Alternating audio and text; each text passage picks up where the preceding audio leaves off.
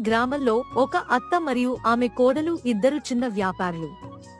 అత్త పేరు లక్ష్మమ్మ, కోడలు దివ్య. లక్ష్మమ్మ తన కాలంలో ఎప్పుడూ పెద్ద పెద్ద వంటలు చేసేది. కాని ఇప్పుడు వయస్సు పెరిగింది కాబట్టి ఎక్కువ పనులు చేయలేకపోతుంది. ఆమె కోడలు దివ్య మాత్రం కొత్తగా గ్రామంలో వ్యాపారం ప్రారంభించాలని అనుకుంది. దివ్య కాబట్టి దానిని చాలా మక్కువ.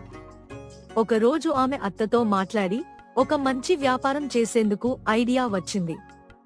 అత్తా, మనం ఇడ్లీ బండి పెట్టాలని అనుకుంటున్నా. నువ్వు కూడా ఇడ్లీ, సాంబార్ చేసేందుకు మంచి చెడాలను ఉంటే నాకు సహాయం చేయగలవా అని అడిగింది.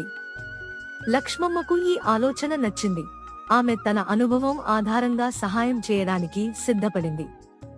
అత్త కోడలు కలిసి పట్టుమీద ఒక చిన్న బండి పెట్టారు.